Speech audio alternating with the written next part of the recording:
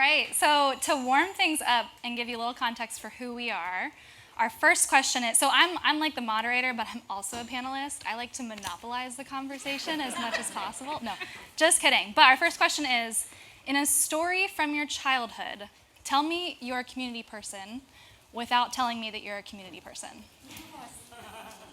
Yeah. So, hi, everybody. I'm Drew. Hi. When I was in second grade, actually, I had to help and mentor folks that had a hard time reading, other second graders that couldn't read as well.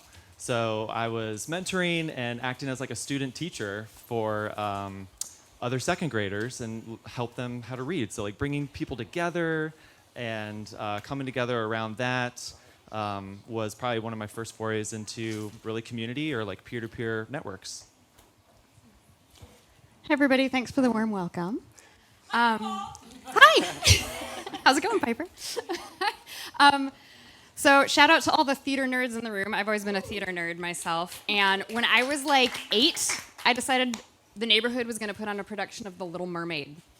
And I cast all my neighborhood kids in roles, and I got the script together, and I got everybody together for rehearsals, and I was constantly doing things like this. I was like the social coordinator for my neighborhood, and it never stopped, and here we are. Awesome, I love that. Mine was a little bit similar to Nicole. I'm the oldest of 4, and we grew up on a farm, like deep in Amish country. So it was like only us, and I was kind of the leader of the rebellion against the authorities, if you know what I mean. So that I enlisted my siblings when I first started going to school. I enlisted them in summer school, and we had it like laid out in my mom's back closet. So that was my first real experience with leading a community of little minions. Okay, so I'm just curious, a little bit of audience participation here. Who here is in a community that is leveraging user groups currently? Awesome. Okay, who like wants to integrate user groups or like has plans to do so? Okay, and who has no idea what a user group is? Great, awesome. Okay. So that's what we want to start with. I would love to explain in like layman's terms, what is a user group, how does it work, and why are we trying to do it? So I love that you asked this question because it's something that we've been talking about a lot at Zendesk. We actually used to have some events that we called user groups, but they were different from what we're doing now. And so we're having to re-socialize this terminology, and we've been putting a lot of thought into defining it. So, Drew. Oh, switch there. So user groups are really all about the customers. They are customer-led. They are for the customer, by the customer. And I really think it's one of those things that fits well with our other events that we have going on. All of our other events are powered by Zendesk, right? So they're from the company and are kind of pushing a message down to the user, to the customer. And this is the exact opposite. So we're taking and really we're giving the microphone to customers and letting them decide what they want to talk about and really just empowering them to do so. Awesome. And can you share a little bit about why and how Zendesk is starting to use user groups? Give a little bit of background on like what's your experience with user groups and how's it? Yeah, so really it's, again, goes back to the customer. They demanded it, basically. So they were telling us for a long time that they wanted user groups. And we, listened, basically. And it was one of those things where we were hearing from regional sales events and on calls that our customers really wanted these customer-led events. So it was one of those things where we took that to heart and we asked our users and our customers what they wanted out of the user group experience if we were going to really do this. And we created a poll, we created a survey, and just really incorporated a lot of their feedback into our future plans and our strategy. Yeah, it was great. We actually, a couple weeks before we launched into starting to let people know that we were going to do this program, we had somebody come in our forum and he's like, Zendesk, please let us talk to each other. Please open the doors and let us come in. And we're like, we would love to. Would you like to be our first user group leader? And he is. I think he's going to be leading one of our groups. But I think one of the big keys, like Drew said, and this is really goes to, like, for me, the core of a lot of my community management philosophy is ask the people that you want to engage what they need and what they want, and go build that. It's not easy, but it is pretty straightforward. It is pretty simple to figure out what's going to resonate with people. And Drew mentioned that we did this survey, so we distributed an interest form and said, okay, we're going to do groups. Who do you guys want to talk to? And it was really interesting because traditionally user groups are usually location-based, right? You've got like your software users in Denver and your people in Austin and your people in Chicago. But now that we have this wonderful virtual world, we're able to open it up. And so we're actually launching with a mix of groups. We've got some of them that are city-based. Some of them are role-based. So like we're going to have one for people who are knowledge managers that use our knowledge management software. And then we've got some that are sector-based. So some that are like, here's all of our customers in the public sector are going to be able to get together and talk. And the really exciting thing is people can be part of multiple groups and they can move between them. And some of them will be on the ground and some will be virtual. So it's going to be a really interesting mix. That's awesome. How do you ensure, because it sounds like you're handing over quite a bit of power to your members, how do you ensure that there's still quality or like your name is still on it? So how are you ensuring that the content is still within the framework of what you want? Yeah, it's a lot of training and resources. So we actually have spent a lot of time, many months, thinking about all the different resources and materials and assets that our group leaders are going to need to put on a successful user group. So everything from the slide deck that they might use, marketing materials to promote the event itself, what the chapter page is going to look like. All of that has a very similar kind of Zendesk-y, in our case, brand look and feel. So there's a lot of this like kind of continuous thread so that whenever you go to a user group, no matter where it might be in the world, whether that's virtually or in person, it's going to kind of feel very much the same and on brand. But the training is really important too. So the training is one of those things where we've spent a lot of time over the last few weeks actually making sure that people feel comfortable, that people know how to use the software. We use Bevy. Bevy's been great to use for this program.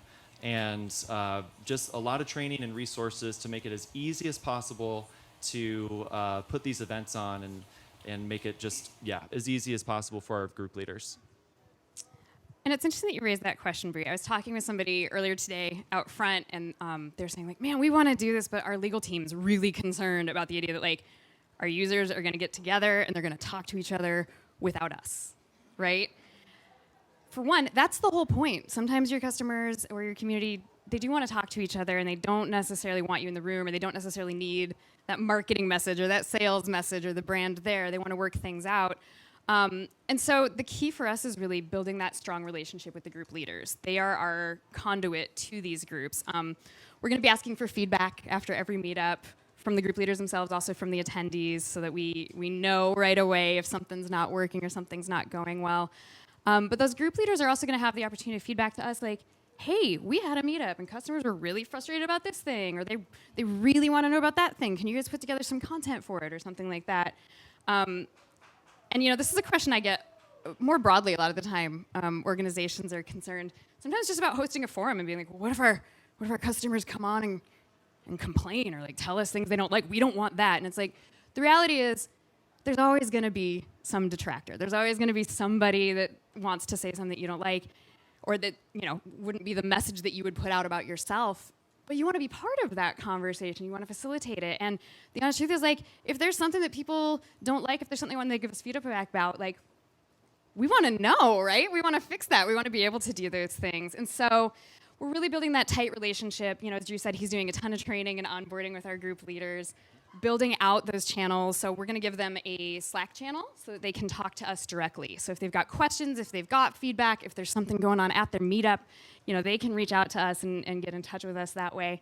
And then putting together those materials. And we did engage our legal team and make sure that we're clear on like where liability is and all of that. And I always recommend doing that, especially if you're doing something from a corporate or branded perspective. And I'm sure we'll learn some lessons. We'll come back next year and tell you guys all the mistakes we made and what we've improved from there. Yeah. Something I want to touch on with that, Emily, we were talking about this yesterday over dinner. Negative feedback is so much energy. people are bringing so much energy to the table when they have something to complain about. And it takes like 1 degree of just being like, oop, let's just redirect that this way. And all of a sudden, the most negative people that I've experienced in community have become my greatest advocates for the community because they care. That's why they're coming to the table and bringing their thoughts and opinions. So I love that you guys are creating space for that to be welcome, because then it gives you an opportunity to address it. And all it takes is like 2 degrees of redirecting, and they're instantly your best community people. Absolutely, because they're not complaining because they are blasé about things, right? They're complaining because they really care and they're really passionate. And so if you can take that energy and redirect it, like you said, that's really where a lot of the magic happens. Yep. Drew, something I want to add to what you said. So I don't work for Zendesk. This is not the fully Zendesk panel. But I worked for a social enterprise for about 6 years and created a community of basically brand ambassadors. So I launched a program where they hosted what we called trunk shows in their community. So not exactly user groups, but it definitely has that same impact of we are entrusting the brand story, we're entrusting the product, we're entrusting so much to these top customers who love what we're doing and have so much energy and passion to share it. And one of the things that we did that worked really well over the years, when we first started, we had like our first, i.e. my first iteration of like, here are your guidelines for how to host this event in your community. But what really quickly happened was we had these amazing ambassadors who rose up to the top, and really quickly we scooped them in and brought them close so that they could create the training on an ongoing basis for everybody else. So as much as we like to think we knew the best way to create the guidelines for everyone else's experience, it actually was way more impactful to bring people in who are constantly having that experience on the ground and then saying, let's partner to make this training even better in the future. And it's so important to build that iteration into the process, right? Mm-hmm. Just like we were talking about the way that we came up with our first groups, we sourced our first group leaders, which, by the way, we were like, okay, do you think we can get 5 people by the end of the year? We have 17 people that are like so excited. I just wanted, honestly, 12 would have been amazing by the end of the year. And we have 17 in like a week. So it's been great. Eye-opening. But we have to keep iterating on it, right? And so we're going to keep learning from them as we go and finding out, what do you guys need content on? What do you want us to support? What's not working? What else can we do better? And I think building that into the workflow and predicting that ahead of time will make it a lot easier to get that feedback. Whereas if you take something, you package up, like, here's our perfect thing, we're going to deliver it for you, you're going to be disappointed. People are going to be like, thanks, I don't like that. Or you'll just never deliver it because it's going to take so much time. So like building that into the process is so important. We did spend a lot of time we have a playbook. The playbook is about 40 pages long now. But it goes through everything, literally an agenda, best practice, marketing best practices, all this stuff. And I think it's really valuable, but at the same time, if I spent more time on it, it could be longer, and that's not going to really help. Like, we need to stop writing, Drew. Exactly. I know, exactly. So building that into the process, making sure that you take their feedback on a monthly basis is really important to make the entire program better. Love it. I don't know. I have some experience with this. Are you afraid that they will turn on you at any point in time? And how will you deal with that? The patients are running the asylum type of thing? Yeah. Yeah. So, listen, we're spending a lot of time interviewing and talking with our leaders. Mm-hmm. And so I am so over the moon with our very first batch and cohort of group leaders.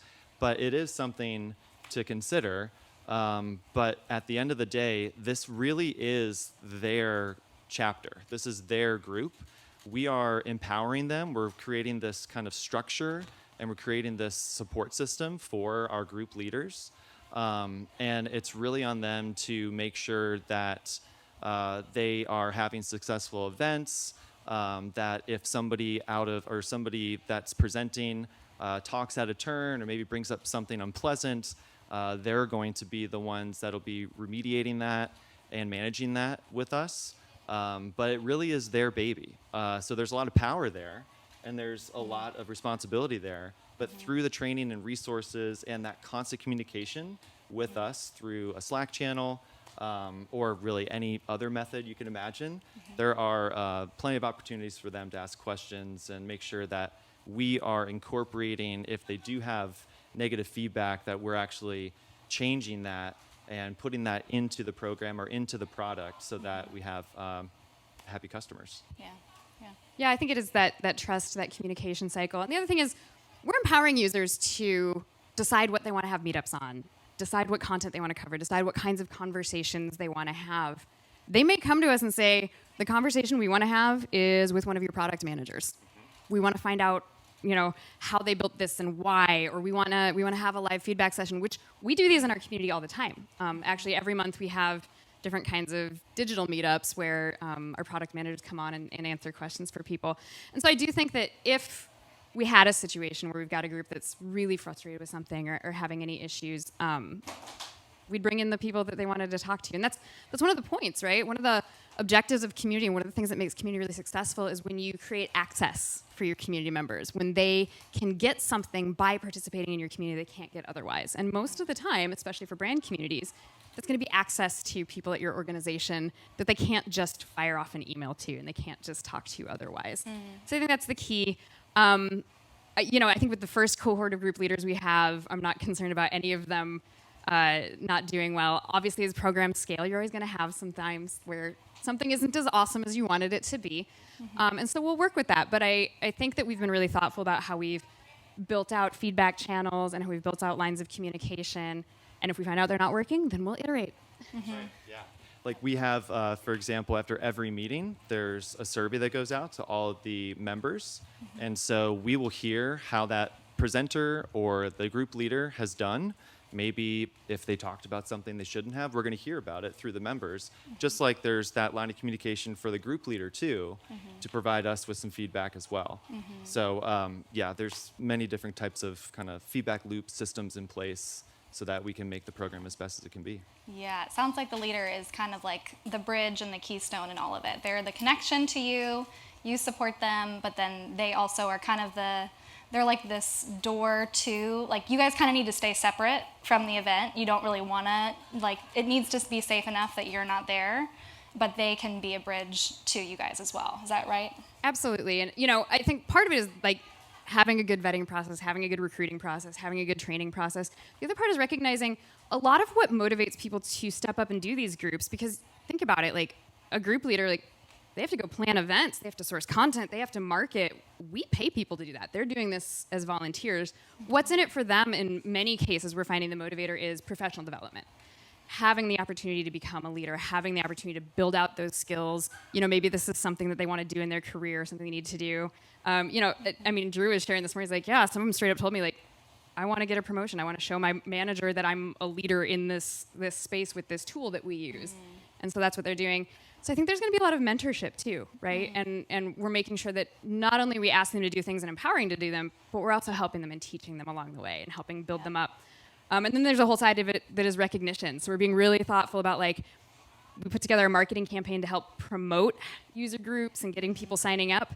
And there's a big chunk of that promotion that's going to be featuring our members and really putting them front and center and highlighting what they're doing and taking those group leaders and really putting the spotlight on them. Yeah, I want to create these moments that are they can show almost like you're going to put it on the fridge when you're a kid with your gold star or your A+. I want to create these moments for these professionals where they can go and show their boss even that we wrote this really great piece about them. It's posted on the blog, it's on our community. We're giving them assets to share on LinkedIn because they're doing incredible things. They're doing incredible work. So one of those moments that we do want to share their story and make sure that they're seeing the benefit of all of this volunteer work. Did you get that from your second grade mentorship I did. program? Gold star. And it comes full circle. Yeah, there we go. And a little bow. I want to go rogue just for a second, because how do we identify those leaders? I know y'all are in the first iteration, and I think something that we noticed at Seiko was the longevity of leadership was there when there was values alignment for us with the leader. So skills in guiding an event or selling product, they can learn that, they can be taught how to do that. you can't teach someone how to intrinsically value what you value. So I'm curious if you have identified, or maybe just if I'm putting you on the spot, like what you think the common value alignment is between Zendesk and the leaders who have like raised their hand and said like, we want to do this. Yeah, so right now, it's a little manual. It's a little bit more laborious, but I am spending time with everyone that fills out one of our group leader applications. So you can go onto the website and you can apply, and then I will go through and schedule a call with that person. And one of the main questions in the application that I look at is, why do you want to do this? And a lot of it does speak to professional development, or it could be more of like an ego thing, trying to brand themselves, or sometimes it's altruistic. At the end of the day, like, I want to find someone that's passionate, that has a willingness, that is organized. I mean, you don't have to be an expert. So I think that's the one thing that to be a group leader, a successful group leader, you don't necessarily have to be the expert in your space. That's a bonus, but you don't have to at all. So maybe it's somebody that's a little bit more junior in their career and they're really passionate about your brand, and they can seem to, put on an event, or they are well organized. That's a perfect person to, at least pick up the phone and talk to. So those are some of the things that we're looking at through the application process to determine who would be a good fit to be a group leader. At Seiko, we called them passionistas. That was because we were in the fashion world, so we were always on the hunt for the next passionista. Yeah. Well, and to speak tactically to how we did it a little bit, we started out with this survey saying, okay, are you guys interested in user groups? Who do you want to talk to? What do you want to do? And whenever we would see a threshold, I think we set it at like 30 people that said, hey, we all want to talk about this topic, we'd send out an email to everybody in that group and say, all right, cool, your group is going to be launching in our first cohort. Congratulations, we're excited. We are looking for a group leader. Here's what that entails. Let us know if you're interested. And we were shocked. 25% of the people that filled out that initial survey indicated they were interested in being group leaders. And that was a much larger number than we expected. So it seems, at least for our initial group, there is a big desire out there for leadership opportunities. And I don't wonder if in this more remote distributed world, people have lost a lot of those opportunities to be really visible at work. And so they're looking for other ways to get that mentorship, have those leadership opportunities, have those opportunities to grow and sort of shine. We did a couple of informational calls then to really make sure people understood what this was, right? This isn't just you're the team captain, you are the event planner. And so I think that helped us weed out a few people that maybe thought it was a little easier or lower key than it necessarily is. So now we've got this first group of 17 people. I'm sure some of them will be awesome. I'm sure some of them will drop off after a few months, because that is what happens, right? And I think that through that, then we will learn what has worked well, what has motivated people. But really, at the end of the day, I think the biggest thing that I try to keep in mind is we're not building community just to help people be good at using Zendesk. We're building community to help people be good at their jobs, and they just happen to use Zendesk as part of it. And so this is a program where they really have the opportunity to build not only Zendesk skills, not only the network related to this software, but also leadership skills that are valuable in any career, in any field, no matter what tools you're using. And so I think that's really what we're leaning into. Yeah. I think the value that I heard in all of that was mastery and passion, maybe. Yeah. Cool. Okay, so I know you're not super far out the gate, but knowing what you know now, what's one word of advice to someone who would be launching user groups? Yeah, so don't wait for perfect, honestly. It's never going to happen. I felt like I was spending a lot of time with that playbook and writing a lot and trying to think of all the little niche cases and just moving around emojis. Oh my gosh. Yeah. And so it's never going to happen, or you'll never launch it. So I think at the end of the day, yeah, you really do want to build in that kind of feedback loop into your process and just iterate. So launch, receive that feedback, take it into consideration, change, relaunch, make edits, and keep going. So that's probably the number one thing I'd suggest. Awesome. Yeah. And I'm probably going to sound like a broken record, but it's listen to the people that you want to engage and build what it is that they're looking for. And I think, Drew, you kind of spoke to that a little bit there, of just like build it alongside them and be ready to keep building and keep developing. And I'm sure these things will evolve over time too, and the needs will change, and we'll have to figure that out as we go. But we've got our systems in place to do that, so that's good. Awesome.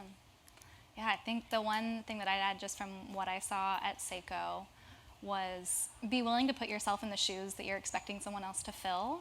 And I know it's a little bit different because y'all are like, we don't want to be in the room so that it's more authentic. But I think as much as what you're expecting other people to do, you're willing to do yourself and set the pace for what you want to see in your community, the better your community is going to be equipped to do so.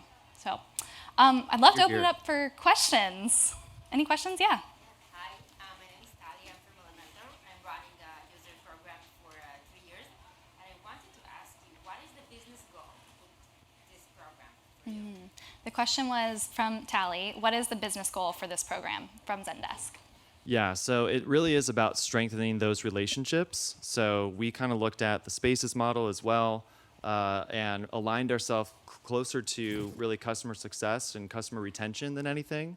So it's something that we're going to be tracking for the foreseeable future, basically to understand if someone is a group leader or a group member participant, are they more or less likely to remain a customer? And so that's something that we'll be looking at over the course of the year. And this time next year, would love to say definitively yes, but stay tuned. Yeah, go ahead. Got the mic, thank you. Hi.